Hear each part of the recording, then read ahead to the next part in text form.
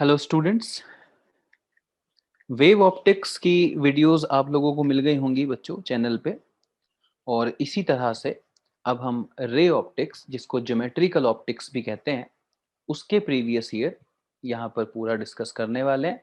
और जहाँ जहाँ जो भी कॉन्सेप्ट रिवाइज हो सकता होगा उस कॉन्सेप्ट को रिवाइज भी करेंगे। तो चलिए बच्चों, ये है आपका पहला सवाल।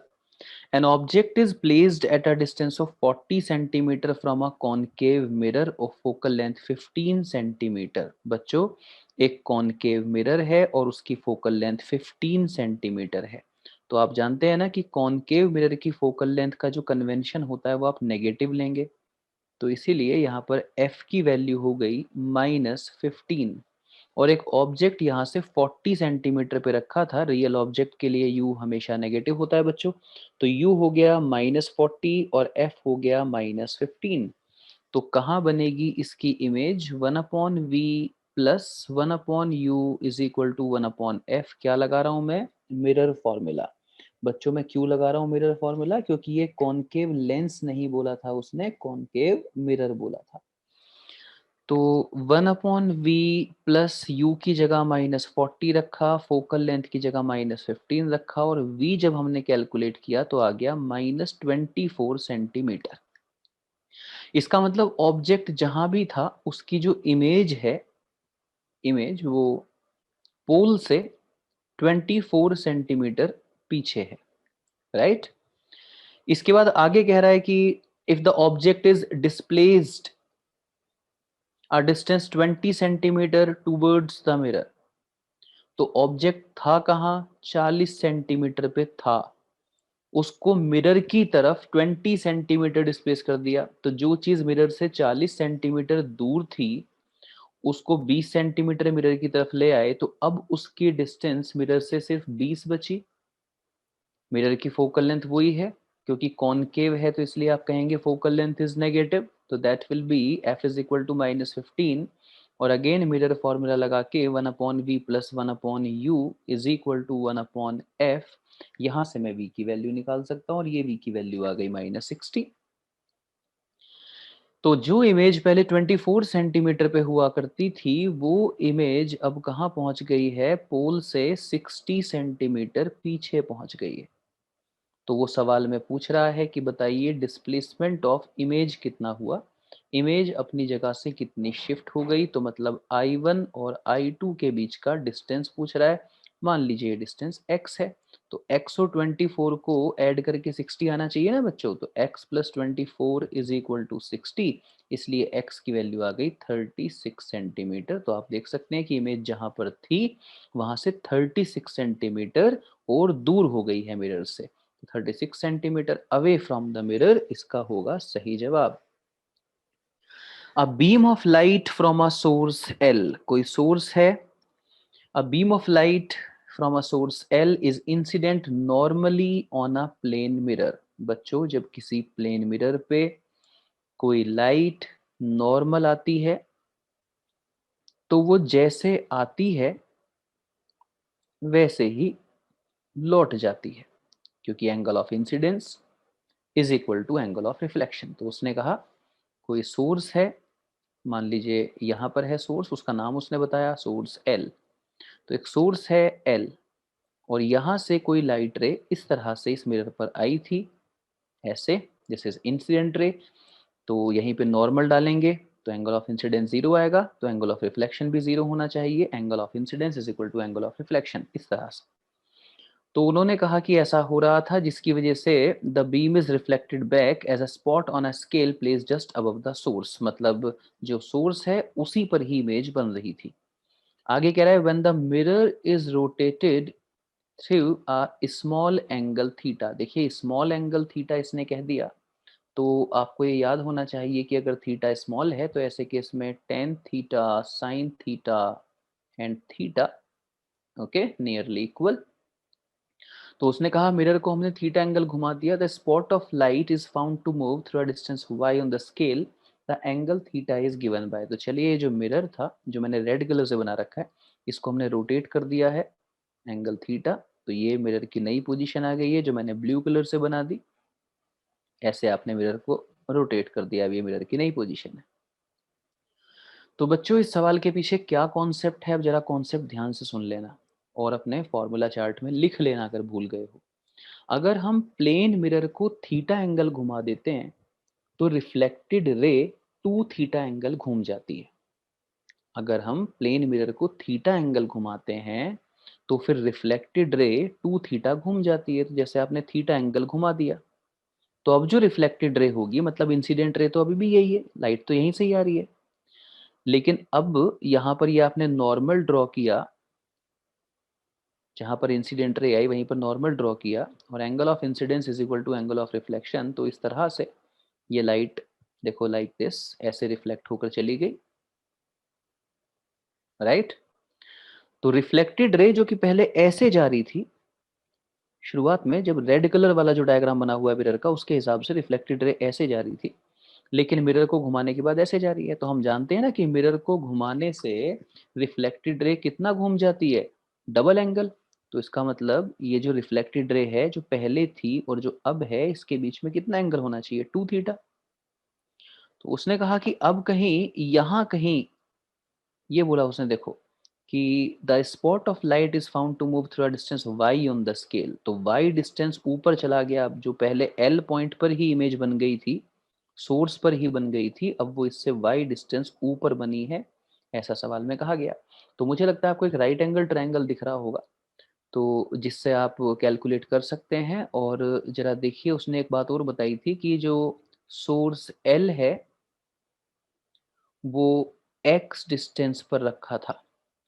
तो जो सोर्स है L वो मिरर से x डिस्टेंस पर रखा था, मतलब ये वाली डिस्टेंस x आपको दिखा रखी है। तो जो राइट एंगल ट्रायंगल आप देख रहे हैं, मैं कह सकता हूँ tan theta is equal to perpendicular upon base, क्योंकि एंगल को स्मॉल कहा गया था तो इसलिए only to theta is equal to Y upon X. तो मुझे थीटा की वैल्यू निकालने के लिए कहा गया है, तो theta is equal to Y upon two X. उसने कहा था angle theta is given by, तो theta is equal to Y upon two X. जी हाँ, डी ऑप्शन इसका सही जवाब होगा। चलें आगे। Two plane mirrors are inclined at angle 70 degree. रे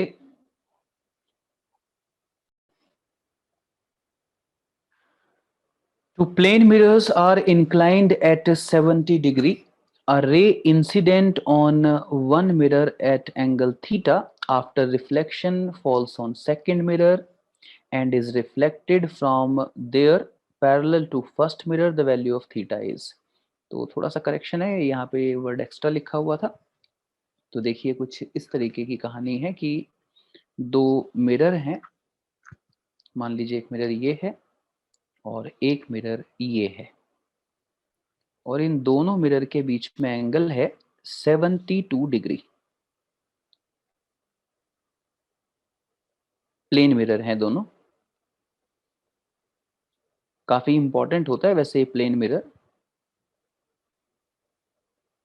plane mirror, glass slab, total internal reflection, optical instrument, microscope, telescope, prism, तो ये फेवरेट टॉपिक्स हैं मेडिकल एंट्रेंस एग्जामिनेशन के। तो उसने कहा 70 डिग्री, सॉरी 72 नहीं 70 डिग्री कहा था। Two plane mirrors are inclined at 70 degree. A ray incident on one mirror at angle theta. तो किसी भी एक मिरर पे, चलिए मान लेते हैं यहां पर ये रे आती है इस तरह से। तो उसने कहा a ray incident on one mirror at angle theta, तो ये थीटा एंगल पर आई। ऐसे केस में मतलब एंगल ऑफ इंसिडेंस थीटा है, ये माना जाएगा। After reflection falls on second, reflection हुआ, आप जानते हैं angle of incidence is equal to angle of reflection, तो ये इस तरीके से रिफ्लेक्शन हुआ, तो ये थीटा, तो फिर ये भी थीटा ही होगा, like this. And is reflected from there parallel to first mirror, और इसके बाद जब यहां से रिफ्लेक्शन हुआ तो जो रे अब यहां से रिफ्लेक्ट होकर गई वो पहले मिरर के पैरेलल गई। तो अगर पहला मिरर हॉरिजॉन्टल है तो इस रे को भी हॉरिजॉन्टल ही भेजना होगा। प्यारे बच्चों, आप जानते हैं कि स्ट्रेट लाइन का स्लोप कांस्टेंट होता है। अगर ये कोई लाइन है और अगर ये एंगल बच्चों x है तो ये एंगल भी x ही होगा, ये एंगल भी x ही होगा, है ना, ये जूनियर क्लासेस का बेसिक है। तो अगर ये एंगल 70 डिग्री है तो ये एंगल भी 70 डिग्री ही होगा, मानते हैं आप? जब ये रे यहां पर आई होगी तो यहां पर आपने ऐसे नॉर्मल बनाया होगा, ये एंगल ऑफ इंसिडेंस रहा होगा और ये एंगल ऑफ रिफ्लेक्शन, जो कि दोनों बराबर होंगे। बच्चों अगर ये हमने नॉर्मल बनाया, ये देखिए रेड कलर की लाइन से बना रहा हूं, अगर ये नॉर्मल बनाया तो मतलब ये मिरर पे परपेंडिकुलर है, ये रेड कलर की लाइन मिरर पे परपेंडिकुलर है। तो अगर ये मिरर पे परपेंडिकुलर है तो अगर ये एंगल 70 है तो ये 20 होना चाहिए, तभी तो रेड कलर की लाइन मिरर पे परपेंडिकुलर बनेगी। Angle of incidence angle of reflection के बराबर होता है तो ये 20 होना चाहिए, और अगर ये 20 है तो ये 70 होना चाहिए, क्योंकि रेड कलर से जो लाइन बनाई है वो मिरर पे परपेंडिकुलर है। तो प्यारे बच्चों अगर ये 70 है और ये 70 है तो फिर ये एंगल 40 डिग्री होगा। बोलो क्यों? क्योंकि किसी ट्राइंगल के तीन एंगल का सम 180 ही तो हो सकता है। अगर ये एंगल 70 है और ये 70 है तो ये 140 हो गया, तो फिर ये भी कितना होना चाहिए? 40, तभी तो तीनों एंगल का सम 180 होगा। तो फिर थीटा कितना होगा? अब आप ध्यान से देख लीजिए कि अगर ये जो थीटा आप यहाँ पर देख रहे हैं, ये थीटा और ये जो 40 आप देख रहे हैं, अगर मैं इन दोनों को जोड़ दूं थीटा प्लस 40 तो फिर ये 90 होना चाहिए, क्योंकि आप देखें ये मिरर पे आपने परपेंडिकुलर डाल रखा है, तो थीटा प्लस 40 90 होना चाहिए, इसलिए थीटा की वैल्यू होनी चाहिए 50 डिग्री। तो डी है इसका सही जवाब। Going for the next problem. A rod of length 10 centimeter lies along the principal axis of a concave mirror। तो बच्चों ये आपका concave mirror, ये आपका principal axis, और इस प्रिंसिपल एक्सिस के अलोंग एक 10 सेंटीमीटर लेंथ की रॉड रखी है। देखिए 10 सेंटीमीटर लेंथ है इस रॉड की, this one, this is 10 centimetre. A rod of length 10 centimeter lies along the principal axis of a concave mirror of focal length 10 centimeter। ध्यान से पढ़िए, कॉनकेव मिरर कहा, कॉनकेव मिरर कहा प्यारे बच्चों, फोकल लेंथ नेगेटिव होगी with convention like this, in such a way that it's end closer to the pole, pole के नजदीक वाला किनारा, ये पोल होता है ना, जानते हैं ना। ये सेशन उन बच्चों के लिए जो थोड़े बहुत पढ़े लिखे हैं, जो सिलेबस का इंट्रोडक्शन तो एटलीस्ट जानते हैं, बेसिक बेसिक बातें फॉर्मूले तो जानते हैं कम से कम।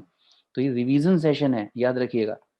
तो in such a way that it's end closer to the pole is 20 centimetre away from the, तो जो रॉड का जो किनारा पोल के नजदीक है वो पोल से 20 सेंटीमीटर अवे है। लेकिन ध्यान देने वाली बात यह है कि इस मिरर की फोकल लेंथ 10 सेंटीमीटर है।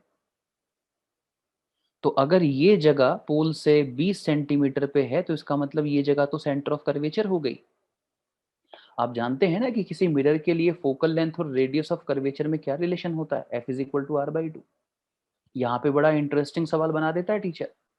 आप जानते हैं किसी लेंस को एक मीडियम से दूसरे मीडियम में शिफ्ट करने से उसकी फोकल लेंथ बदल जाती है, क्योंकि वहां फोकल लेंथ रिफ्रैक्टिव इंडेक्स पे डिपेंड करती है, relative refractive index material of lens का सराउंडिंग के रेस्पेक्ट में।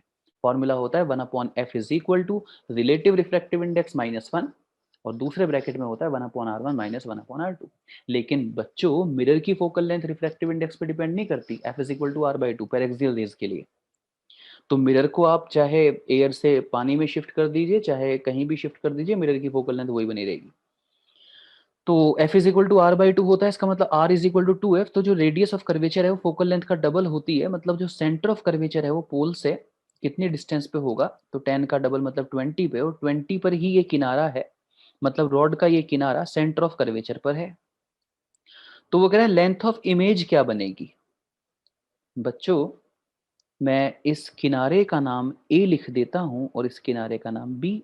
रॉड का एक किनारा ए और एक बी। तो आप जानते हैं कि जो किनारा ए है वो तो सेंटर ऑफ कर्वेचर पर रखा है, और मिरर के लिए, कॉनकेव मिरर के लिए क्या सीखते हैं हम? अगर ऑब्जेक्ट सेंटर ऑफ कर्वेचर पर है तो इमेज भी सेंटर ऑफ कर्वेचर पर ही होगी। इसका मतलब जो ए पॉइंट है उसकी तो इमेज भी वहीं होगी, ए डैश, जहां ए पॉइंट है। क्यों? क्योंकि ए पॉइंट तो सेंटर ऑफ कर्वेचर पे है, तो उसकी इमेज भी सेंटर ऑफ कर्वेचर पे होगी। अब आप सिर्फ बी को देख लीजिए, ये बताइए कि बी पॉइंट पोल से कितना दूर है? बी पॉइंट पोल से कितना दूर है? तो बी सी ए और 10 ये 30 सेंटीमीटर दूर है। किसी रियल ऑब्जेक्ट के लिए u नेगेटिव होता है तो u इज इक्वल टू -30, और क्योंकि ये कॉनकेव मिरर है तो फोकल लेंथ -10। अब आपने लगा दिया mirror formula, 1/v plus 1/u is equal to 1/f। तो 1/v आ गया -1/10 प्लस 1/30। बच्चों एलसीएम लिया 30, दिस इज -3 प्लस 1, तो क्या ये v की वैल्यू -15 आ गई? v की वैल्यू -15 आ गई, मतलब पोल से 15 सेंटीमीटर पीछे, पोल से 15 सेंटीमीटर पीछे, पोल से 15 सेंटीमीटर पीछे क्या बनेगी? b की इमेज। तो b की इमेज यहां होगी b डैश, b की इमेज b डैश यहां होगी, और a की इमेज a डैश वहीं पर है। अब जो रॉड है वो है ए बी, तो रॉड की इमेज क्या हो गई? ए डैश बी डैश, ये रॉड की इमेज हो गई ए डैश बी डैश। तो उसने कहा लेंथ ऑफ इमेज बताओ, तो देखो लेंथ ऑफ इमेज कितनी है, ये मैं ब्लू कलर से दिखा रहा हूं, देखो रॉड की इमेज, रॉड की इमेज यहाँ ए डैश और बी डैश, इसके बीच में है रॉड की इमेज, तो ये है रॉड की जो इमेज है उसकी लेंथ। और ये कितनी होगी तो देखना जरा, ये टोटल कितना है, ये टोटल ये 20 सेंटीमीटर है ना टोटल, और ये कितना है, ये है 15 सेंटीमीटर, तो 20 और 15 का डिफरेंस है ये, और 20 और 15 का डिफरेंस क्या होगा? 5 सेंटीमीटर। 20 और 15 का डिफरेंस क्या होगा? 5 सेंटीमीटर। इसलिए क्वेश्चन नंबर 4 का सही जवाब हुआ डी।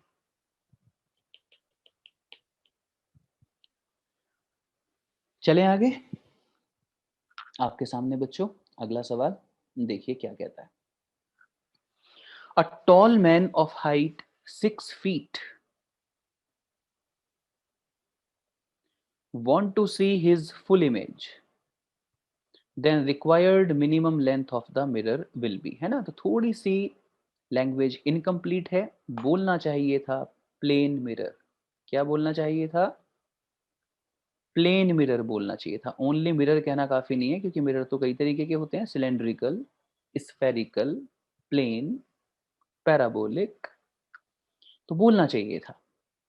तो चलिए ये करेक्शन मैंने कर दिया, प्लेन मिरर है ये। A tall man of height 6 feet want to see his full image, then required minimum length of the plane mirror will be। तो ये किस कॉन्सेप्ट पर बेस्ड है बच्चों? आओ कॉन्सेप्ट रिवाइज करा दूं। बड़ा फेमस सवाल है, हर एंट्रेंस एग्जाम में आ चुका, सबसे पहले इंजीनियरिंग एंट्रेंस में आया था, फिर मेडिकल में रिपीट हुआ, और आजकल तो 12th क्लास के बच्चों से स्कूल टीचर भी सवाल को खूब पूछते हैं। बच्चों अगर कोई पर्सन अपनी पूरी इमेज किसी प्लेन मिरर में देखना चाहता है, तो उसको एग्जैक्ट आधा, जो भी पर्सन की हाइट है उसका एग्जैक्ट आधा प्लेन मिरर चाहिए, लेकिन उसको रखने का एक पर्टिकुलर अरेंजमेंट होगा। सर और आंखों के मिड पॉइंट के सामने, सर और आंखों के मिड पॉइंट के सामने मिरर का ऊपर वाला किनारा होना चाहिए, और आई और फीट के मिड पॉइंट के सामने मिरर का नीचे वाला किनारा होना चाहिए। क्या कहा मैंने? अगर एक पर्सन अपनी पूरी इमेज एक प्लेन मिरर में देखना चाहता है, तो पर्सन की जो भी हाइट है उसका एग्जैक्ट आधी हाइट का मिरर चाहिए। लेकिन एक और शर्त है, मिरर को ऐसे रखा जाए that the upper edge should be at the level of midpoint of eye and head, and the lower edge, lowest edge of the plane mirror should be at the level of midpoint of eye and feet। फिर चाहे mirror और person के बीच में कुछ भी दूरी हो, बस उसके नियर पॉइंट और फार पॉइंट की रेंज में बीच में होना चाहिए, लेकिन चाहे पर्सन और मिरर के बीच में कितने भी डिस्टेंस हो उससे कोई फर्क नहीं पड़ता, क्योंकि angle of incidence angle of reflection के बराबर होता है। तो हेड से जो रे ऊपर वाले किनारे पे टकराएगी वो रिफ्लेक्शन के बाद आई में जाएगी ही जाएगी। इसी तरह से फीट से जो लोवेस्ट एज पे जाएगी वो भी रिफ्लेक्शन के बाद आई में जरूर जाएगी। तो मैंने क्या कहा, क्या मैटर नहीं करता? पूछ सकता है टीचर, क्या मैटर नहीं करता? ये मैटर नहीं करता कि मिरर और पर्सन के बीच की डिस्टेंस कितनी थी। एच हाइट का पर्सन h/2 के मिरर से काम चला सकता है। बस ये मैटर करता है कि ऊपर वाला किनारा सर और आंखों के मिड पॉइंट के सामने, नीचे वाला किनारा आंख और पैरों के मिड पॉइंट के सामने होना चाहिए। एग्जैक्ट आधा चाहिए। अगर 6 फीट का पर्सन है तो 3 फीट के मिरर से काम चल जाएगा। सवाल नंबर 6, इसमें याद रखिएगा पिछले सवाल में जो ऑब्जर्वर है वो खुद ही ऑब्जेक्ट है। जो पिछला सवाल अभी करवाया मैंने, क्वेश्चन नंबर 5, उसमें पर्सन खुद ही ऑब्जेक्ट है और वो खुद ही ऑब्जर्वर है। याद रखिएगा। क्वेश्चन नंबर 6 पे गया, an air bubble in a glass slab. बच्चों ये कोई ग्लास स्लैब है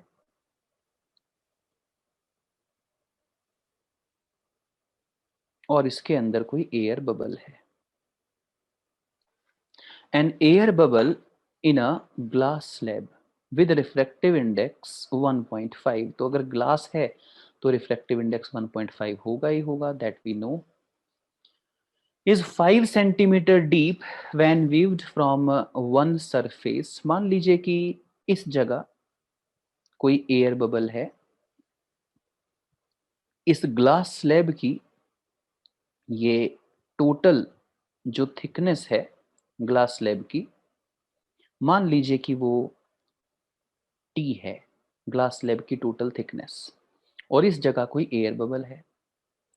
तो जब किसी पर्सन ने इसको इधर से देखा, जब किसी पर्सन ने इसको इधर से देखा, तो एक्चुअली ये था कहां पर, एक्चुअली ये था कहां पर, एयर बबल कितना दूर था हमसे, मान लीजिए एक्स डिस्टेंस दूर था, एक्स डिस्टेंस दूर था। लेकिन हम क्या जानते हैं, क्या जानते हैं, अब सुनो कॉन्सेप्ट बता रहा हूं मैं, कॉन्सेप्ट सुन लेना ध्यान से, या एक फ्रेश पेज पे चलता हूं।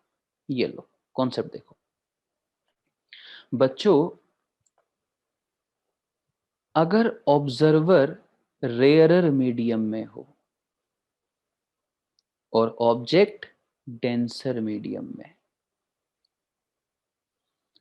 ऑब्जर्वर रेयरर मीडियम में हो और ऑब्जेक्ट डेंसर मीडियम में हो, तो ऑब्जेक्ट जहां पर है वहां नजर नहीं आता, बल्कि थोड़ा नजदीक नजर आता है अगर डी पर तो नजर आएगा डी बाई म्यू पर।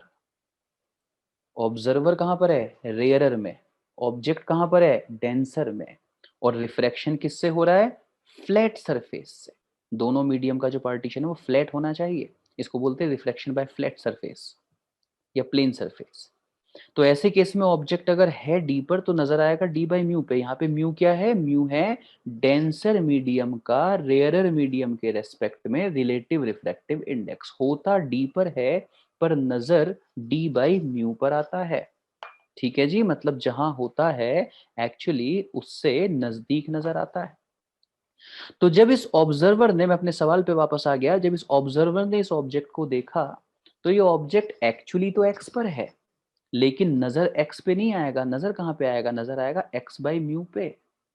है तो एक्स पर यहां से, लेकिन नजर एक्स पे नहीं आएगा, एक्स बाई म्यू पे नजर आएगा। और उसने कहा कि 5 सेंटीमीटर डीप नजर आ रहा है, मतलब जहां नजर आ रहा है वो 5 सेंटीमीटर दिया और नजर आएगा कहां, एक्स बाई म्यू पे, मतलब एक्स बाई म्यू की वैल्यू 5 दी, इक्वेशन नंबर 1। बात समझ में आ गई, आगे चलो। आगे कह रहा है सवाल, and 3 centimetre deep when viewed from the opposite face. जब दूसरी तरफ से देखा, दूसरी तरफ से मतलब अब ये ऑब्जर्वर इधर नहीं है, अब ये ऑब्जर्वर यहां से हटके इधर आ गया, इसने इधर से देखा। जब इसने इधर से देखा तो एक्चुअली ऑब्जेक्ट कहां पर होगा, इतनी डिस्टेंस पर, और ये डिस्टेंस कितनी होगी, t माइनस एक्स। तो एक्चुअली तो t माइनस एक्स पे है पर नजर t माइनस एक्स पे नहीं आएगा, एक्चुअली जहां पर होता है उसका डिवाइडेड बाय म्यू यहां पर नजर आता है। तो उसने जब इधर से देखा तो कहां नजर आया, 3 सेंटीमीटर डीप, मतलब इसकी वैल्यू 3 दे रखी है इक्वेशन नंबर 2। तो मैं इक्वेशन नंबर 1 और इक्वेशन नंबर 2 को जोड़ देता हूं। तो लेफ्ट हैंड साइड में क्या लिखा है, x upon mu, plus second equation के लेफ्ट साइड में क्या लिखा है, T upon mu minus X upon mu. First equation के राइट साइड में लिखा है 5 और सेकंड के राइट साइड में लिखा है 3, जोड़ दिया, एक्स बाई म्यू से एक्स बाई म्यू कैंसिल हो गया। तो टी बाई म्यू की वैल्यू बच्चों 8 आ गई। तो टी कितना आ जाएगा, 8 म्यू, और म्यू क्या है, रिफ्रैक्टिव इंडेक्स जो कि 3/2 दे रखा था। तो बोलो टी की वैल्यू कितनी आ गई, 12। मतलब ग्लास स्लैब की जो थिकनेस है वो 12 सेंटीमीटर होगी। इस सवाल का आंसर हो गया है सी। क्वेश्चन नंबर 8, माइक्रोस्कोप बच्चों क्या उसने ये कहा कंपाउंड माइक्रोस्कोप? नहीं ना, उसने कहा माइक्रोस्कोप। इसका मतलब ये सिंपल माइक्रोस्कोप रहा होगा। और सिंपल माइक्रोस्कोप किसको कहते हैं? Just a converging lens. Just a converging lens, उसको कहते हैं सिंपल माइक्रोस्कोप। तो क्या कह रहा है? A microscope is focused on a mark on a piece of paper. तो ये कोई पेपर है,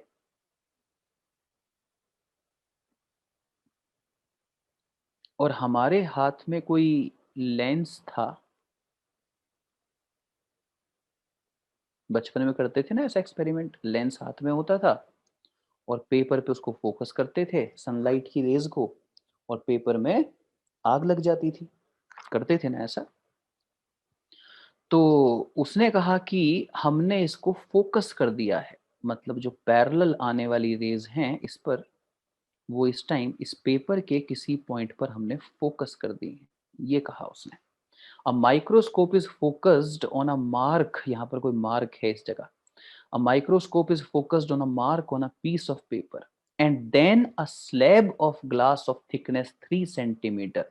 एंड देन, मैंने कहा था ना स्लैब लैब में बड़ा इंटरेस्ट है इनका। Then a slab of glass of thickness 3 centimetre, reflective index 1.5 is placed over the mark. इसके बाद हमने एक ग्लास स्लैब रख दी। आइए, मुझे ग्लास स्लैब से याद आया कि मुझे आपको कॉन्सेप्ट सिखाने ले जाना पड़ेगा। तो आइए कॉन्सेप्ट पे लेके चलता हूं बच्चों। कोई स्लैब, कोई ग्लास स्लैब, मान लीजिए ये है, ये कोई ग्लास स्लैब है और इसकी जो थिकनेस है वो है टी। तो यहां से फॉर एग्जांपल इंसिडेंट रेज इस तरह से जाएं, तो आप क्या जानते हैं कि इंसिडेंट रे रेयरर से डेंसर मीडियम में जब जाती हैं तो सीधी नहीं जाती, टूवर्ड्स द नॉर्मल बेंड हो जाती है। तो ये ऐसे बेंड हो जाएंगी। फिर यहाँ दोबारा से रिफ्लेक्शन होगा, तो रे सीधी नहीं जाएगी, क्योंकि अब वो डेंसर से रेयरर में जा रही है, अवे फ्रॉम नॉर्मल बैंड हो जाएगी इस तरह से। तो रे ऐसे जाएगी। इसको पीछे हटाया तो ये यहाँ कहीं जाके मीट हुआ, मतलब इधर से देखने वाला जो राइट साइड से देख रहा है, ग्लास स्लैब को बीच में रख के देख रहा है, उसको ऑब्जेक्ट उसकी एक्चुअल पोजीशन पे नजर नहीं आएगा। उसको लगेगा कि रे यहाँ से आई है, पॉइंट ओ डैश यहाँ से आई। तो ओ और ओ डैश के बीच में जो डिस्टेंस है इसको कहते हैं शिफ्ट। मतलब ऑब्जर्वर के लिए ऑब्जेक्ट एक्चुअली ओ पर नहीं ओ डैश पर है, तो ग्लास स्लैब ने शिफ्ट कर दिया है।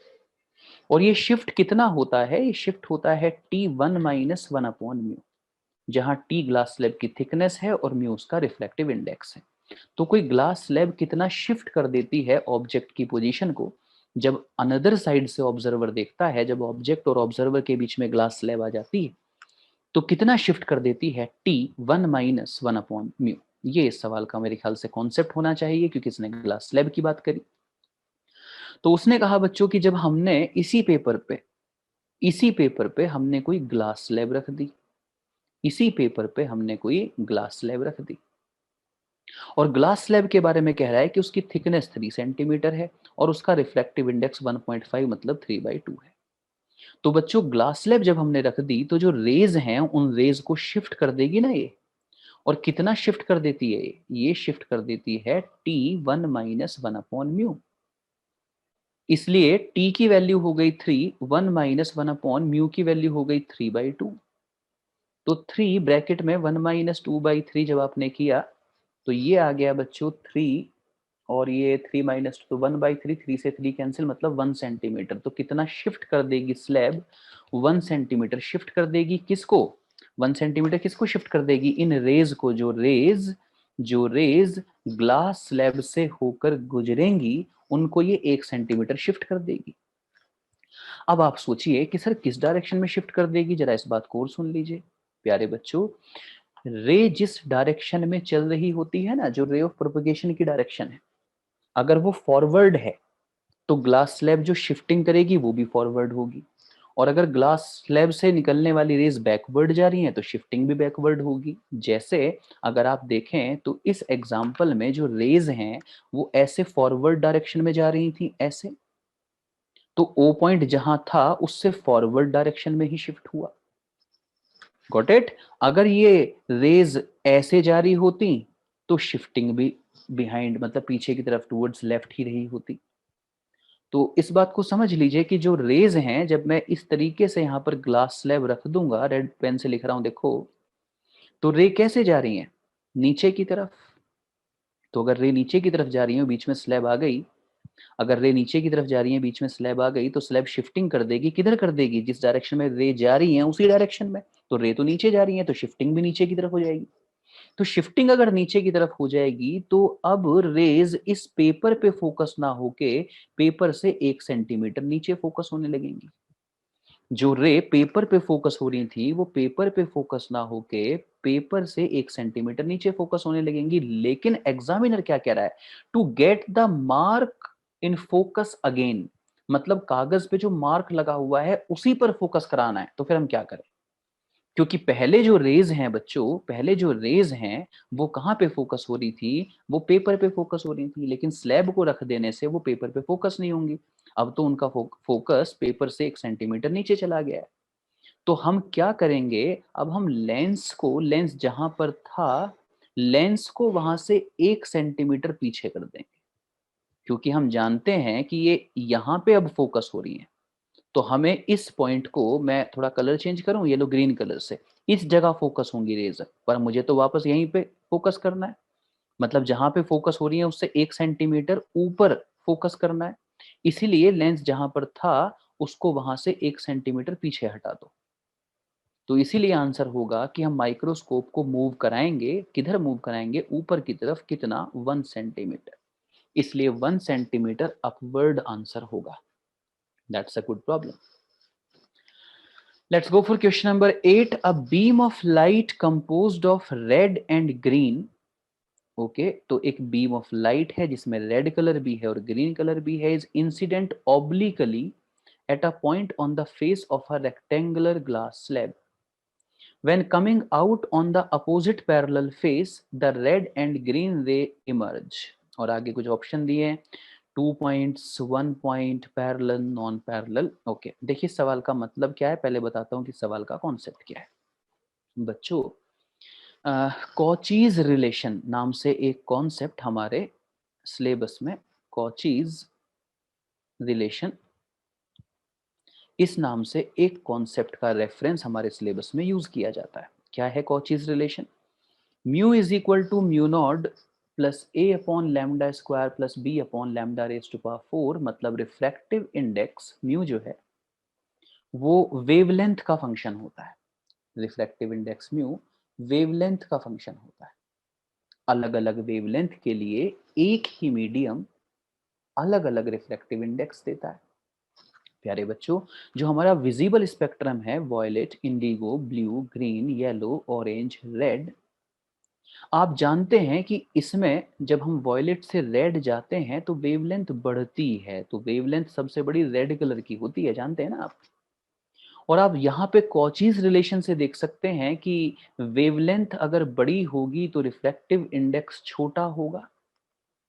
इसलिए रेड कलर के लिए रिफ्रैक्टिव इंडेक्स की वैल्यू कम होगी, जबकि वॉयलेट कलर के लिए ज्यादा होगी, और इस बीच में हर कलर के लिए अलग अलग होगी।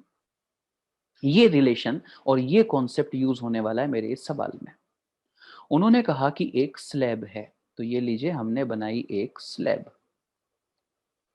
ये हमने स्लैब बनाई, और इस स्लैब पर जब आपने लाइट डाली तो उसने कहा कि अ beam of light composed of red and green. तो ये देखिए इस तरह से यहां से आपने लाइट डाली और इसमें ग्रीन भी था, इसमें ग्रीन भी था, और इसमें देखिए रेड भी था। तो रेड और ग्रीन दोनों इसमें थे। इंसिडेंट ऑब्लिकली, मतलब परपेंडिकुलर नहीं आई, पैरेलल नहीं आई, ऑब्लिकली आई, किसी एंगल पर आई। और मान लीजिए कि ये जो एंगल है इसकी वैल्यू है थीटा, थीटा लिख देता हूं, ये इसकी वैल्यू। तो अब जब ये यहां पर आएगी तो इधर की तरफ जब ये रे जाएगी, इसको बोलते हैं रिफ्रैक्शन, जब ये इधर की तरफ ऐसे जाएगी तो कितने एंगल पे जाएगी? इसमें लगेगा laws of refraction, Snell's law. Mu one sine I is equal to mu two sine R. Incident ray जिस मीडियम में है वो एयर है, तो mu one sine I angle of incidence theta है, mu 1 sine I is equal to mu 2 sine are. तो अब slab का refractive index into sine R, जो भी एंगल होगा, मैं इस एंगल को मान लेता हूं थीटा 1, एंगल को थीटा 1 मान लेता हूं। बोलिए बात ठीक है? तो इस तरीके से रे आएगी। इसके बाद आप ये जानते हैं कि ये एंगल कितना होगा, ये एंगल कितना होगा साइन थीटा 1, तो आप कहेंगे साइन थीटा अपॉन म्यू। यहां से एंगल निकाला जा सकता है, लेकिन अभी क्या बताया था, म्यू अलग अलग वेवलेंथ के लिए अलग अलग होता है। तो अगर म्यू अलग अलग वेवलेंथ के लिए अलग अलग होता है, तो ये जो थीटा 1 है ये अलग अलग वेवलेंथ के लिए अलग अलग होगा, मतलब डिफरेंट डिफरेंट कलर्स की लाइट के लिए एंगल अलग अलग होगा। रेड कलर के लिए अलग होगा और ग्रीन कलर के लिए अलग होगा। बात समझ में आ गई? मान लीजिए ये एंगल थीटा 1 है और ये एंगल थीटा 2 होगा, ये एंगल थीटा 1 है और ये एंगल थीटा 2 होगा। मतलब लाइट जब स्लैब के दूसरी तरफ से बाहर निकलेगी तो एक पॉइंट से नहीं निकलेगी, 2 पॉइंट से बाहर निकलेगी। इसलिए सी ऑप्शन तो गलत हो गया, क्योंकि वो कह रहा था कि लाइट एक ही पॉइंट से बाहर निकलेगी, जबकि निकलेगी 2 पॉइंट से बाहर। और देखो डी पॉइंट भी गलत हो गया है, दोनों के दोनों ऑप्शन हो गए गलत। अब ए और बी बचे। ए और बी दोनों कह रहे हैं 2 पॉइंट से बाहर निकलेगी, लेकिन एक ऑप्शन कह रहा है पैरेलल निकलेगी, एक कह रहा है एंटी पैरेलल निकलेगी। तो एक बात बताओ प्यारे बच्चों, अब मैं कलर कर रहा हूं चेंज। अगर ये एंगल थीटा 1 है तो ये एंगल भी थीटा 1 ही होगा। थोड़ा सा आपको नजर आए इसलिए बस इतना रखता हूँ डायग्राम को। देखिए अभी सिर्फ इसके लिए देखिए, थीटा 1 के लिए अगर ये एंगल थीटा 1 है तो ये एंगल भी थीटा 1 ही होगा।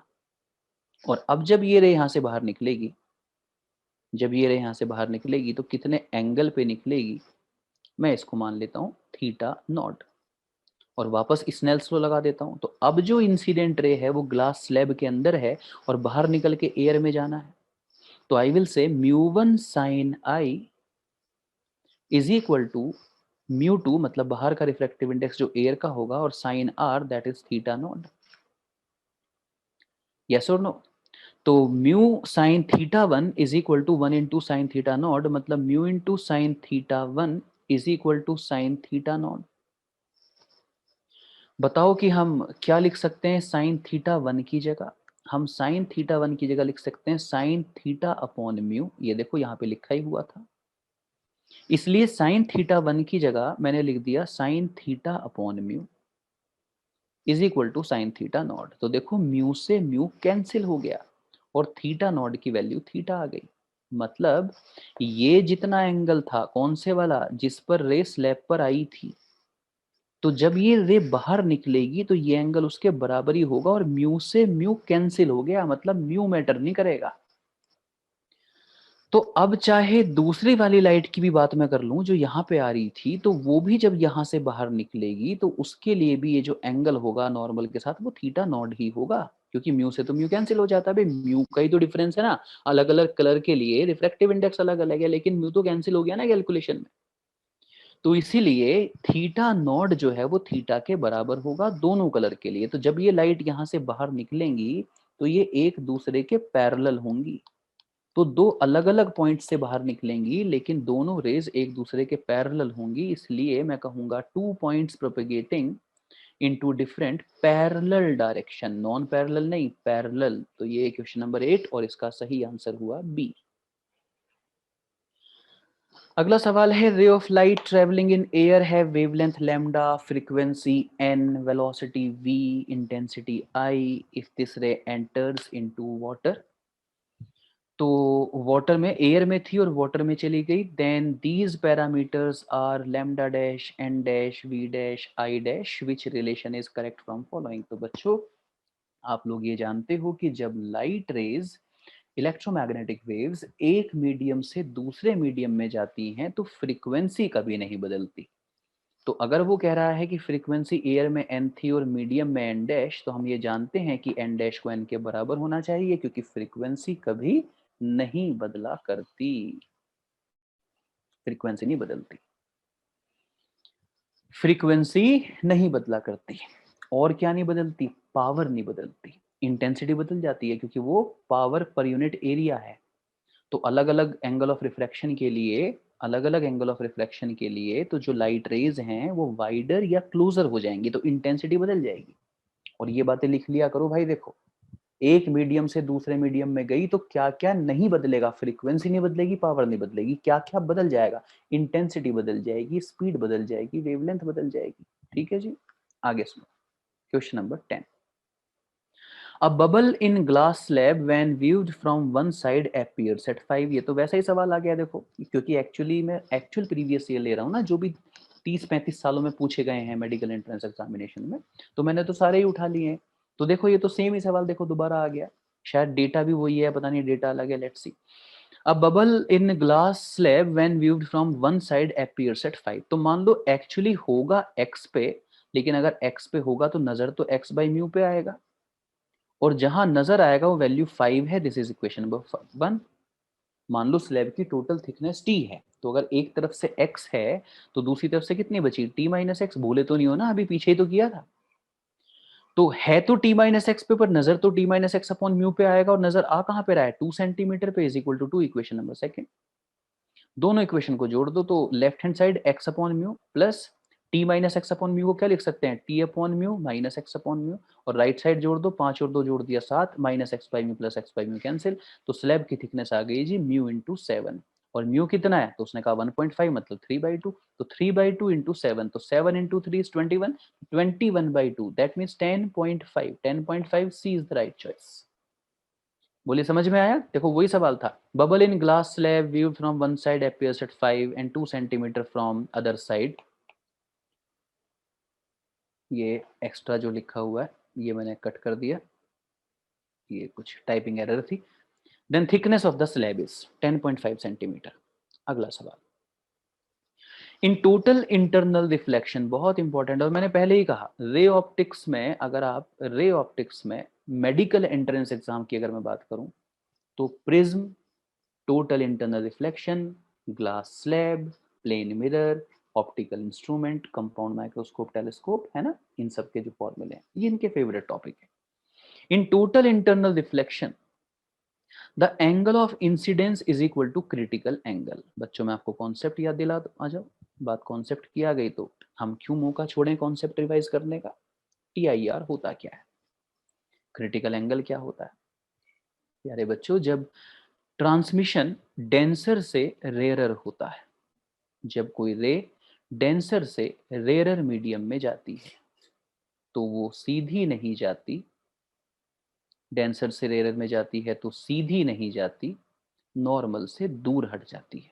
इसका मतलब एंगल ऑफ इंसिडेंस और एंगल ऑफ रिफ्रैक्शन को कंपेयर करें तो आर को हमेशा आई से बड़ा होना चाहिए, आर को हमेशा आई से बड़ा होना चाहिए। तो बच्चों, अगर आपने आई बढ़ा दिया तो आर भी बढ़ जाएगा, क्योंकि आर को आई से हमेशा बड़ा होना है। तो अब आप कर ये रहे हैं कि मान लीजिए आपकी इंसिडेंट रे यहाँ पर थी, आप इसको ऐसे देखो बेंड करते जा रहे हैं, तो आप आई को बढ़ाते जा रहे हैं। तो जो आपकी रिफ्रैक्टेड रे थी वो यहाँ पर थी, लेकिन वो भी नॉर्मल से दूर हटती जाएगी, हटती जाएगी, क्योंकि आर भी बढ़ता जाएगा, और एक टाइम ऐसा आएगा कि वो बिल्कुल यहीं पर आ जाएगी। तो इस टाइम नॉर्मल से उसका एंगल हो गया है 90। तो बच्चों, जिस मोमेंट पर एंगल ऑफ रिफ्रैक्शन 90 हो जाता है उस मोमेंट पर एंगल ऑफ इंसिडेंस को ही क्रिटिकल एंगल कहा जाता है। और अगर आपने अपने एंगल ऑफ इंसिडेंस को क्रिटिकल एंगल से भी बड़ा कर दिया तो फिर ये जो रे है जो बैंड होती होती यहाँ आई थी, ये और बैंड होके सेम मीडियम में वापस आ जाएगी, और उस प्रोसेस को कहते हैं टोटल इंटरनल रिफ्लेक्शन। इसका मतलब ये हुआ कि यदि angle of incidence critical angle से बड़ा हो जाए तो ऐसे केस में हो जाता है TIR, टोटल इंटरनल रिफ्लेक्शन। रे जिस मीडियम से जाती है रिफ्लेक्ट होके उसी में वापस आ जाती है, इसे कहते हैं TIR। और क्रिटिकल एंगल किसे कहते हैं, critical angle angle of incidence की उस पर्टिकुलर वैल्यू को कहते हैं जिसके लिए एंगल ऑफ रिफ्रैक्शन 90 होता है। चलिए चलते हैं अपने असाइनमेंट पे वापस। क्वेश्चन नंबर 11 उसने कहा in TIR, total internal reflection, when the angle of incidence is equal to critical angle, angle of incidence critical angle के बराबर दे रखा है। तो ऐसे केस में एंगल ऑफ रिफ्लेक्शन कितना होना चाहिए, 90। देखें पूछ क्या रहा है, for the pair of median contact what will be the angle of reflection. देखिए सीधा सीधा एंगल ऑफ रिफ्लेक्शन ही पूछ रहा है, और इसका आंसर हुआ 90 degree. Which of the following is not due to total internal reflection? इनमें से कौन टोटल इंटरनल रिफ्लेक्शन की वजह से नहीं है? पहला कह रहा है वर्किंग ऑफ ऑप्टिकल फाइबर। बच्चों ऑप्टिकल फाइबर तो है ही टीआईआर पे बेस्ड। ऑप्टिकल फाइबर जानते हो ना, कम्युनिकेशन में रेवोल्यूशन है ये। आजकल तो खूब सुनते होगे, एक्सट्रीम फाइबर एयरटेल का, है ना, जियो फाइबर। तो ऑप्टिकल फाइबर क्या है बच्चों, इसमें जैसे रे जब आती है ऐसे, तो ऐसे रिफ्लेक्ट होती होती बिल्कुल एटीन्यूएशन नहीं होता, सिग्नल अपनी स्ट्रेंथ को बिल्कुल लूज नहीं करता है, और ऐसे वो टोटल इंटरनल रिफ्लेक्शन करता हुआ, टोटल वर्ड ही इसलिए यूज किया गया है, टोटल मतलब बिल्कुल स्ट्रेंथ लूज नहीं करेगा, पूरी की पूरी इंटेंसिटी के साथ रिफ्लेक्ट बैक होता चला जाएगा। इसको कहीं से कहीं तक ले जाइए, तो ऑप्टिकल फाइबर तो टीआईआर का बेस्ट एग्जाम्पल है ही। इसके बाद अगर हम देखें तो mirage on hot summer days. Mirage समझते हो, गर्मियों के दिन दोपहर का समय, और दोपहर में आप देखते हैं कि दूर सड़क पे आपको लगता है कहीं पानी भरा हुआ है, लेकिन पास जाते हैं तो पानी होता ही नहीं है। तो वो जो इल्यूजन है, ऑप्टिकल इल्यूजन, उसको कहते हैं मिराज, है ना। तो ये भी टीआईआर की वजह से होता है। क्यों? क्योंकि सड़कें जो हैं वो गर्मियों के दिन में बहुत गर्म हो जाती हैं, तो इनसे जब रेडिएशन निकल रहा होता है, ऐसे रिफ्लेक्ट बैक हो रहा होता है, तो यहाँ पे गैसेस कम हो जाती हैं, ये रेयरर हो जाता है मीडियम, जबकि ऊपर वाला मीडियम डेंसर होता है। तो मान लीजिए इस जगह ये कोई ऑब्जेक्ट है, और यहाँ पर कोई पर्सन है, इस जगह ये कोई पर्सन है, और ये डेंसर मीडियम और ये रेयरर मीडियम, तो मान लीजिए पेड़ से इस तरह से रेज गई, तो देखिए डेंसर से रेयरर गई, तो जिन रेज के लिए angle of incidence critical angle से बड़ा होगा, वो यहीं से वापस लौट जाएंगी, सड़क तक नहीं पहुंचेंगी।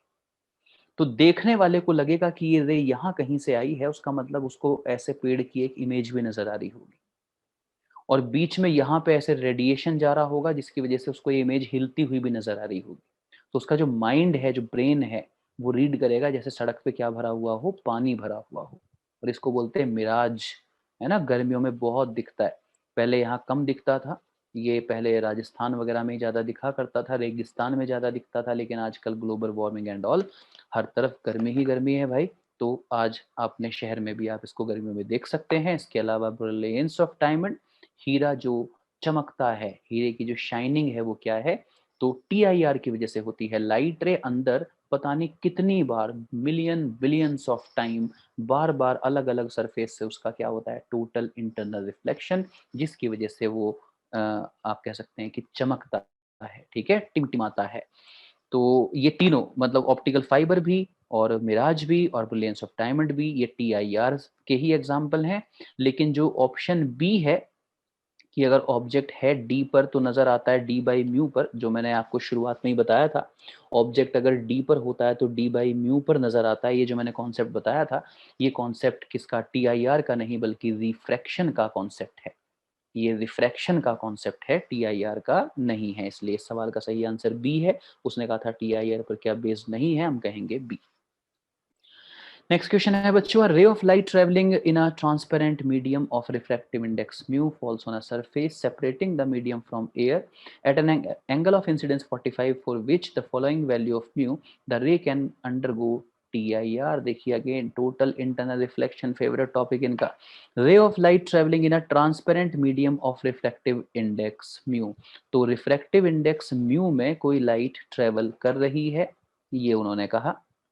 मान लीजिए ये है वो मीडियम, और इसमें कोई लाइट ऐसे ट्रेवल कर रही है, ऐसे। तो दूसरी तरफ एयर है, तो लाइट डेंसर से रेयर जा रही है। एंगल ऑफ इंसिडेंस 45 डिग्री है, ये देखिए नॉर्मल के साथ एंगल, दिस इज 45 डिग्री, ये दे रखा है, इसको एंगल ऑफ इंसिडेंस कहते हैं। तो वो कह रहा है कि the ray can undergo TIR, मतलब टीआईआर होना चाहिए, टीआईआर होना चाहिए। तो बच्चों टीआईआर कब होगा, कब होगा टीआईआर, तो हम ये जानते हैं कि टोटल इंटरनल रिफ्लेक्शन तब होता है जब एंगल ऑफ इंसिडेंस की वैल्यू क्रिटिकल एंगल से बड़ी हो। तो टीआईआर कब होता है, जब angle of incidence critical angle से बड़ा हो, मतलब sine I is greater than sine C, sine I is greater than sine C. तो साइन आई, आई कितना दे रखा है 45 डिग्री, तो sign 45 greater than sine c होना चाहिए, तब टीआईआर होगा। और अब जरा मैं आपको बताऊं कि साइन सी होगा कितना, तो आइए कॉन्सेप्ट पर लेके चलता हूं वापस, जहां मैं आपको बता रहा था कि क्रिटिकल एंगल क्या है। ये देखिए, तो क्रिटिकल एंगल किसको कहते हैं? उस पर्टिकुलर एंगल ऑफ इंसिडेंस को क्रिटिकल एंगल कहते हैं, जिसके लिए R90 हो जाता है। तो जरा स्नेल्स लॉ लगा दीजिएगा इस पिक्चर में। तो आप कहेंगे mu one sine I is equal to म्यू2 sine are. म्यू1 sine I is equal to म्यू2 sine are. तो डेंसर मीडियम का refractive index mu sine I, इस पर्टिकुलर एंगल को क्रिटिकल एंगल कहा जाएगा। आई को अगर आप सी लिखना चाहते हैं तो आर को 90 लिख दीजिए, आर को 90 लिख दीजिए। तो mu into sine C is equal to, और उधर दूसरी तरफ अगर एयर है तो ये रिफ्रैक्टिव इंडेक्स 1 होगा, साइन 91। तो साइन सी की जगह आप 1 अपॉन म्यू लिख सकते हैं। साइन सी की जगह क्या लिख सकते हैं? 1 अपॉन म्यू। तो सवाल पे वापस आ जाइए, जहां साइन सी लिखा है उसकी जगह 1 अपॉन म्यू लिख दीजिए। साइन 45 की जगह 1/√2 लिख दीजिए। 1/√2 बड़ा होना चाहिए, साइन सी की जगह 1 अपॉन म्यू लिख दीजिए। अगर रेसिप्रोकल लेंगे तो इस साइन को पलट दीजिएगा, तो √2, अब ये साइन पलट दीजिए एंड दिस इज म्यू। मतलब म्यू जो है वो √2 से बड़ा होना चाहिए। √2 मतलब 1.414। तो जो म्यू है वो 1.414 से बड़ा होना चाहिए, TIR हो जाएगा। दिए हुए ऑप्शंस में से वो कौन सा ऑप्शन है? तो 1.414 से जो बड़ा है, तो आप देख सकते हैं कि वो कौन सा ऑप्शन है, वो है थर्ड ऑप्शन। इसलिए सवाल का सही आंसर होगा C. Next question. The speed of light in media M1 and M2 are. Medium 1 में और मीडियम 2 में स्पीड ऑफ लाइट दे रखी है। A ray of light enters from medium M1 to medium M2 at an angle of incidence I। If the ray suffers TIR, again देखिए TIR, the value of I is, तो I की value बतानी है बच्चों। एक medium 1 है और एक मीडियम 2 है। मीडियम 1 में स्पीड ऑफ लाइट है 1.5 इंटू 10⁸ और मीडियम 2 में 2 इंटू 10⁸। और हम क्या जानते हैं कि किसी भी मीडियम में स्पीड ऑफ लाइट क्या होती है? c/μ। किसी भी मीडियम में स्पीड ऑफ लाइट c/μ होती है।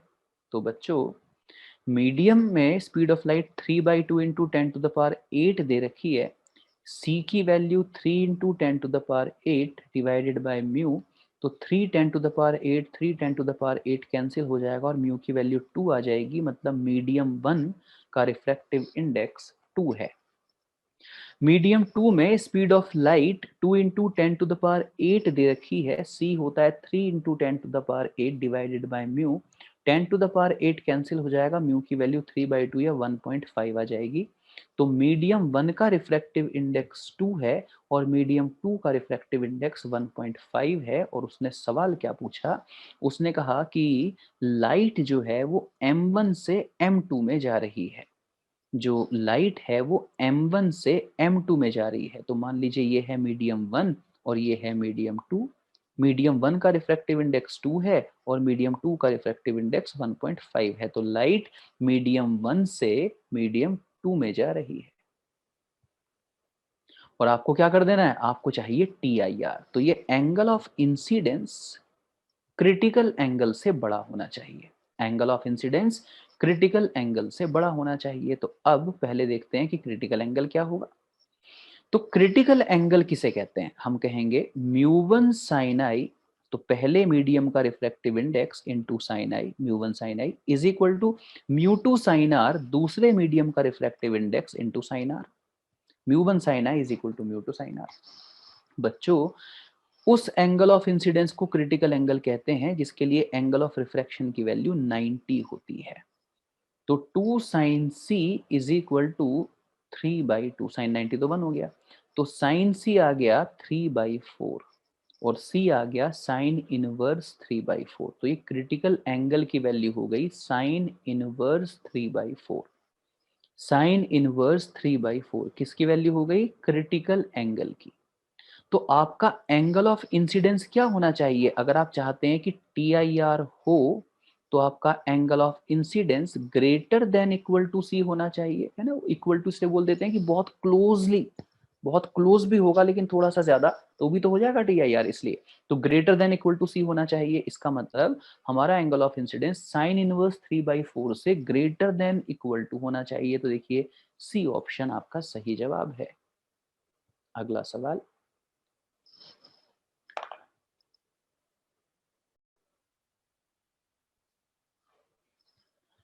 A small coin is resting on the bottom of a beaker filled with a liquid. A ray of light from the coin travels up to the surface of the liquid and move along its surface. ये देखिए light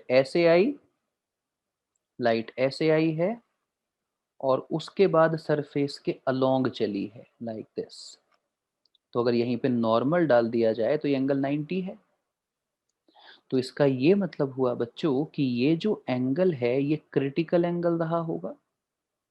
अगर ये critical angle है तो देखो ये भी तो सी ही होगा, अपोजिट एंगल ना बच्चों। देखो ये अगर एंगल थीटा है तो ये एंगल भी तो थीटा ही होगा ना, तो इसलिए दोनों एंगल बराबर बराबर होंगे।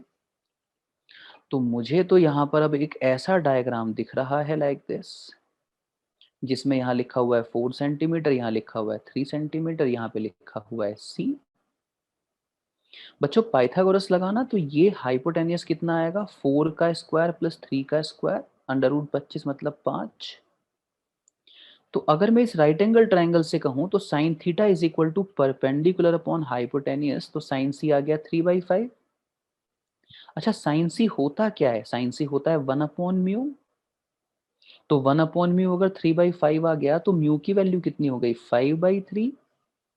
मतलब ये जो लिक्विड है इसका रिफ्रैक्टिव इंडेक्स 5/3 है। तो वो क्या कह रहा है, how fast is the light travelling in the liquid. इस लिक्विड में स्पीड क्या है लाइट की, तो किसी मीडियम में लाइट की स्पीड c/म्यू होती है ना, तो c 3 × 10⁸ और रिफ्रैक्टिव इंडेक्स 5/3, 3 ऊपर 3 के साथ मल्टीप्लाई 9 × 10⁸/5 मतलब 1.8 × 10⁸8, 1.8 × 10⁸8 कहां पर है, डी ऑप्शन है। इजी ना।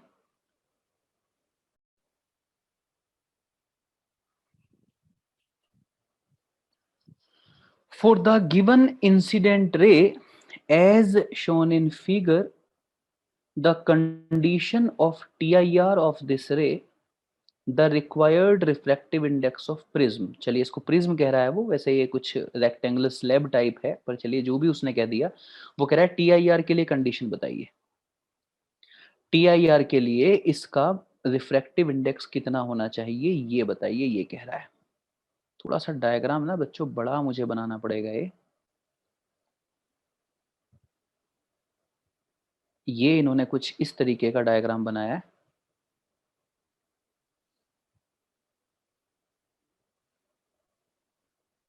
और इसमें लाइट रे जो है वो ऐसे आई है 45 डिग्री पे नॉर्मल से। This angle is 45। तो सीधी नहीं जाएगी, टूवर्ड्स नॉर्मल बेंड हो गई। और ये आपका एंगल ऑफ रिफ्रैक्शन होगा आर। और इसके लिए मैं कह सकता हूं म्यू1 sine I is equal to म्यू2 sine r. Sine 45 1/√2 mu sine are, तो साइन आर की वैल्यू 1/√2 म्यू साइन आर की वैल्यू, इक्वेशन नंबर 1। लेकिन यहां देखो, यहां डायग्राम जो उसने दिया है उसने इस जगह TIR करवाया है, यहां से रे बाहर नहीं निकल पाई बल्कि सेम मीडियम में रिफ्लेक्ट हो गई, TIR हो गया। तो ऐसा कब होगा, जब ये एंगल जिसको आप एंगल ऑफ इंसिडेंस कहेंगे यहाँ का, क्रिटिकल एंगल से बड़ा हो। ये एंगल है कितना, देखो अगर ये आर है, अगर ये एंगल आर है, ये वाला अगर ये एंगल आर है तो ये भी तो आर ही होगा। अगर ये आर है तो ये आर होगा अपोजिट एंगल। तो ये वाला एंगल 90 माइनस आर होगा, जो यहाँ पे एंगल ऑफ इंसिडेंस है वो 90 माइनस आर है इस जगह। और जब angle of incidence critical angle से ग्रेटर देन इक्वल टू हो जाता है तो TIR हो जाता है बच्चों। तो मैं इसको लिख सकता हूं sine 90 minus r greater than equal to sine C. Sine 90 minus theta is cos theta, मतलब cos r greater than equal to sine c, और साइन सी 1/म्यू होता है, साइन सी 1/म्यू होता है। बच्चों कॉस थीटा को लिख सकते हैं √1 minus sine square theta, and that is greater than equal to 1/म्यू। अंडर रूट हटा के अगर स्क्वायर लगा दूं तो 1 minus sine square r greater than equal to 1/म्यू स्क्वायर।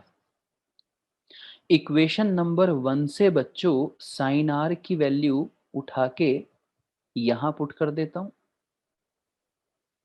और थोड़ी सी जगह खाली कर लेता हूं ये डायग्राम रब करके कैलकुलेशन के लिए। तो बच्चों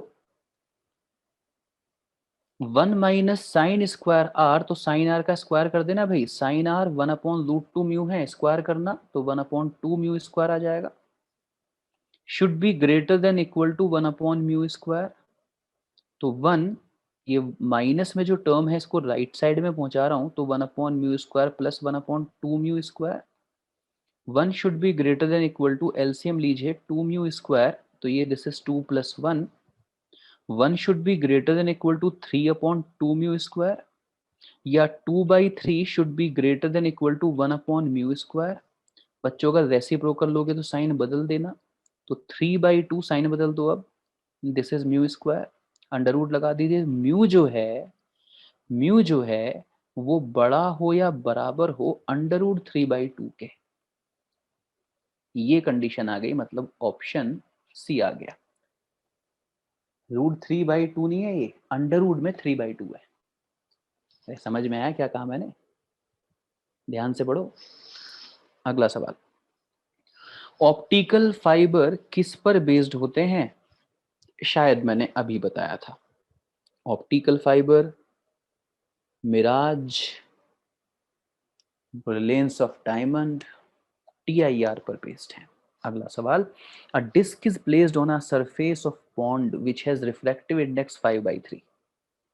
सोर्स ऑफ लाइट, तो भाई इस तरीके से कोई पॉन्ड है और इसका जो लिक्विड है उसका रिफ्रैक्टिव इंडेक्स 5/3 है। अब ये मत कहना सर वाटर का तो 4/3 होता है, तो तुम्हें किसने कहा कि ये वाटर है? हर लिक्विड पानी थोड़ी होता है। A disk is placed on a surface of pond which has refractive index 5/3. A source of light is placed 4 metre below. तो यहाँ पे देखो कोई सोर्स ऑफ लाइट है, कलर चेंज कर लेते हैं, सोर्स ऑफ लाइट, तो इससे लाइट जारी होगी। The minimum radius of the disc needed so that light is not coming out. तो इस पर तैरती हुई एक डिस्क रख दीजिए। एक्चुअली क्या है ना, देखो ये जो रे जा रही होंगी ऐसी, ये यहाँ से बाहर निकलती होंगी, फिर ये है ना, देखो वापस देखो, ये जो रे है इस तरह से, ये यहाँ से ऐसे बाहर निकल रही होगी, डेंसर से रेयर जा रही है ना, तो अवे फ्रॉम नॉर्मल। और इसके इधर जो रे रही होगी उसके लिए एंगल ऑफ इंसिडेंस थोड़ा और बड़ा हो गया, जितना इसके लिए था उससे ज्यादा। और इधर जो रे होगी उसका एंगल ऑफ इंसिडेंस और बड़ा होगा। और एंगल ऑफ इंसिडेंस बड़ा होते होते अगर क्रिटिकल एंगल से बड़ा हो गया तो टीआईआर स्टार्ट हो जाएगा। टीआईआर का मतलब ये हुआ कि फिर वो रे लिक्विड से बाहर नहीं निकल पाएगी बल्कि सेम मीडियम में ही वापस आ जाएगी। तो मान लीजिए ये वो पर्टिकुलर रे है जिसके लिए ये angle of incidence critical angle के बराबर हो गया है, तो ये बिल्कुल ये हो गया इसका पाथ। इससे नेक्स्ट वाली जो रे होगी ये वाली, उसका angle of incidence critical angle से बड़ा होगा, तो उसका तो फिर टीआईआर हो जाएगा। तो ये 3D में होगा, ऐसा ही इधर भी होगा, ऐसा ही इधर भी होगा, लाइक दिस। तो इस एरिया में से लाइट बाहर निकल रही होगी, इसको विजुअल कोन भी बोलते हैं, जो आप देख सकते हैं, दिस इज विजुअल कोन। तो इस विजुअल कोन पर बेस्ड सवाल जब बनते हैं तो इसमें दो ही सवाल बनते हैं। एक सवाल ये बनता है कि इसका रेडियस बताइए, है ना, रेडियस बताइए। और कई बार कहता है कि इसका सेमी वर्टेक्स एंगल बताइए। तो आप देख सकते हैं अगर ये एंगल सी है तो ये भी सी ही है, पर उसने तो खैर यहाँ पे रेडियस पूछा था कि कम से कम कितना होना चाहिए। तो बच्चों सीधा r is equal to h/√μ²-1। ये जो फ्लोटिंग डिस्क है ये कितनी होनी चाहिए, कितनी रेडियस की होनी चाहिए कि निकलने वाली लाइट को रोक सके अपने नीचे ही? तो इसकी रेडियस होनी चाहिए बच्चों r is equal to h/√μ²-1, जहाँ h का मतलब है कि जो सोर्स है वो डिस्क से कितना नीचे रखा है, वाटर लेवल से कितना नीचे रखा है। तो उसने कहा था 4 मीटर नीचे रखा है, अपॉन म्यू का मतलब है रिलेटिव रिफ्रैक्टिव इंडेक्स, कि डेंसर मीडियम का रेयरर के रेस्पेक्ट में कितना रिलेटिव रिफ्रैक्टिव इंडेक्स है। क्योंकि रेयरर मीडियम एयर है, क्योंकि और कुछ नहीं दिया, तो एब्सोल्यूट रिफ्रैक्टिव इंडेक्स ही यहाँ पर रिलेटिव होगा, मतलब 5/3, तो म्यू का स्क्वायर जब हम करेंगे तो 25/9 माइनस 1, 4 अपॉन अंडर रूट में सॉल्व करेंगे 25 माइनस 9, तो ये होगा 16/9। तो दैट विल बी बच्चों, ये देखिए आप 4 और √9 ऊपर पहुंच के 3 और √16 4, 4 से 4 कैंसिल, भैया रेडियस हो गई 3 मीटर, बी आंसर है। चलें आगे। Light enters at an angle of incidence in a transparent rod of refractive index n. For what value of refractive index of the material of rod the light once entered into it will not leave it through its lateral phase whatsoever be the value of angle of incidence. बच्चों basically optical fibre का concept है। ये देखिए इस तरीके से कोई rod है और इसमें ये जो रॉड आपको नजर आ रही है,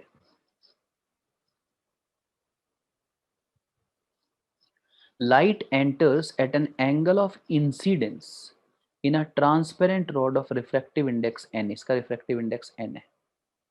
For what value of refractive index of the material of rod the light once entered into it will not leave it through its lateral phase whatsoever be the value of angle of incidence, चाहे angle of incidence की value कुछ भी रही हो। तो देखो अगर कोई लाइट रे इस तरह से आएगी लेटरल फेस से, तो उसको बाहर नहीं निकलना, ये कह रहा है वो बाहर ना निकले। तो इसका मतलब क्या हो जाए उसका TIR।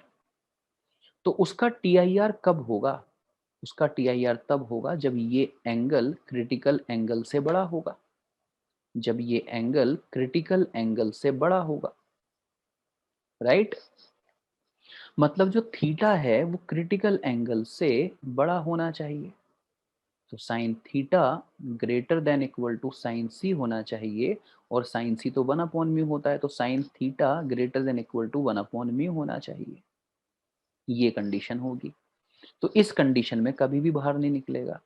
और बच्चों म्यू की जगह एन, बेसिकली देखो अगर ये एंगल थीटा है, अगर ये एंगल थीटा है, तो जब ये लाइट रे यहां से अंदर आई होगी तो इस जगह ये मैंने नॉर्मल डाला, देखो ये मैंने नॉर्मल डाला। अगर ये एंगल थीटा है और ये देखो यहाँ पर 90 बना, तो ये 90 माइनस थीटा है। और मान लीजिए कि ये लाइट रे यहां से आई होगी, ये एंगल ऑफ इंसिडेंस हो गया आई। तो इस जगह कॉन्सेप्ट लगा दीजिए μ1 sin i is equal to μ2 sin r, sin 90 minus theta. तो sin i is equal to mu sin 90 minus theta is cos theta. बोलिए यस और no. sin 90 minus theta is cos theta.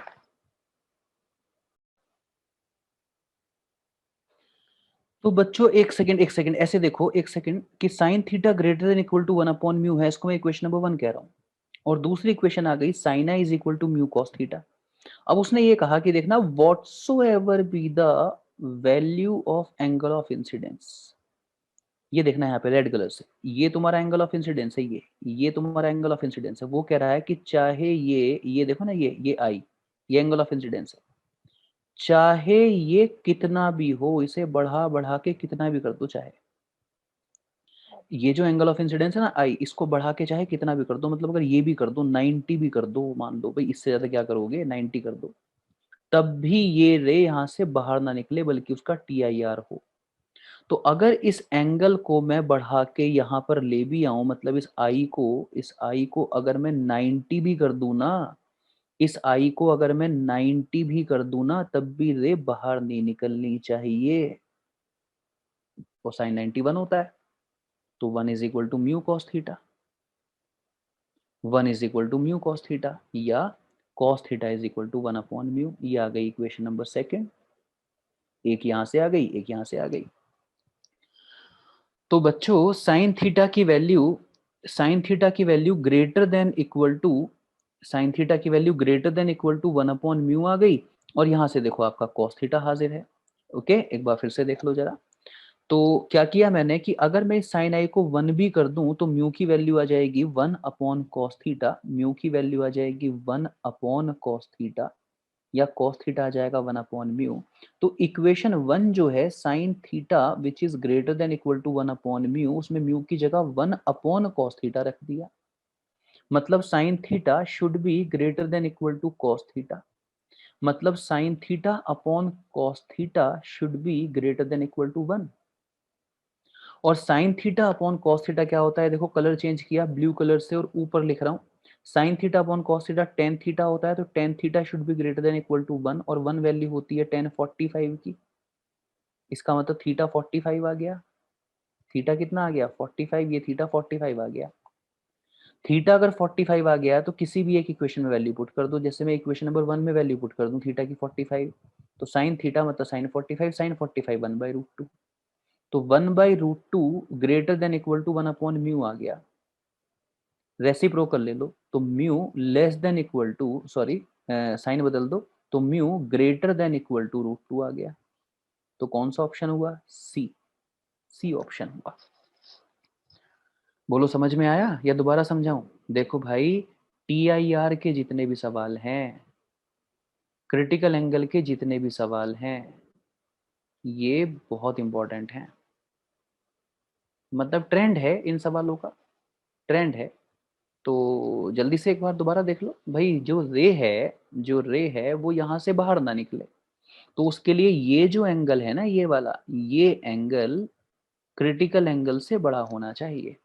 ये वाला angle critical angle से बड़ा होना चाहिए। तो मान लो मैंने इस एंगल का सिंबल थीटा लिख दिया, तो थीटा क्रिटिकल एंगल से बड़ा होना चाहिए। मतलब साइन थीटा साइन सी से बड़ा होना चाहिए, और साइन सी क्या होता है 1 अपॉन म्यू।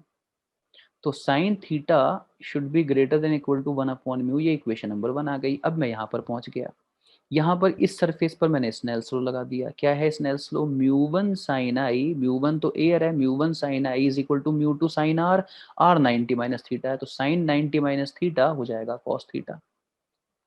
आगे कह रहा है कि चाहे एंगल ऑफ इंसिडेंस कुछ भी हो, तो एंगल ऑफ इंसिडेंस कुछ भी हो मतलब ये रे चाहे यहाँ हो चाहे यहाँ हो, मतलब अगर आई 90 भी हो जाए तो साइन 91, तो यहाँ से म्यू की वैल्यू आ गई 1 अपॉन कॉस थीटा, तो म्यू की वैल्यू 1 अपॉन कॉस थीटा यहाँ पे पुट कर दी, तो ये आ गया sine theta is equal to, sorry greater than equal to 1 upon cos theta.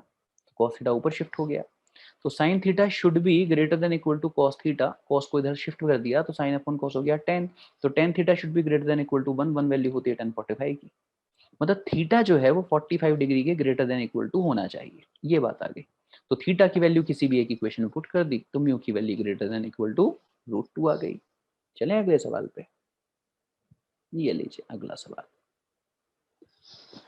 A ray of light, ये लीजिए डायग्राम आपके लिए बड़ा बना देता हूं, ये पार्टीशन है, इधर डेंसर मीडियम है, इधर रेयरर मीडियम है, यहां से लाइट रे आई है, एंगल ऑफ इंसिडेंस है आई, ये लाइट रिफ्लेक्ट हुई और ये लाइट रिफ्रैक्ट हुई, इस तरह ये दे रखा है। और आगे कहा है ray of light from a denser medium strikes a rarer medium, reflected and refracted rays makes an angle 90 with each other. ये दोनों रेज आपस में 90 बना रही हैं। आप जानते हैं कि angle of incidence angle of reflection के बराबर होता है, तो इस एंगल को आई ही होना पड़ेगा। और आप ये भी जानते हैं कि स्ट्रेट लाइन पे टोटल एंगल 180 होता है। अगर ये आई है और ये 90 है, तो अब ये 90 माइनस आई बचा, क्योंकि तीनों एंगल का सम 180 होना ही चाहिए। और अब ये जानते हैं कि इस एंगल और इस एंगल में मैं स्नेल्स लॉ लगा सकता हूं कि mu 1 sine I is equal to mu 2 sine r, और आर की वैल्यू 90 माइनस आई है। जरा देख तो ले पूछ क्या रहा है। The critical angle would be, तो बच्चों म्यू 1 मतलब डेंसर मीडियम का refractive index sine i, mu 2 मतलब रेयरर मीडियम का refractive index sine 90 minus i is cos i. तो sine i upon cos i is ten I, sin I upon cos I is tan I, which is mu r upon mu d, tan I mu r upon mu d। और उसने अगर हम ध्यान से देखें तो यहाँ पे लिखा हुआ है I, और इस एंगल को उसने R लिख रखा है, और हम जानते हैं कि I और R बराबर होगा, तो जिस जगह मैंने आई लिख रखा है उस जगह हम आर भी लिख सकते हैं, क्योंकि angle of incidence angle of reflection के बराबर होता है। तो उसने कहा क्रिटिकल एंगल बताओ। अब देखो क्रिटिकल एंगल क्या होता है।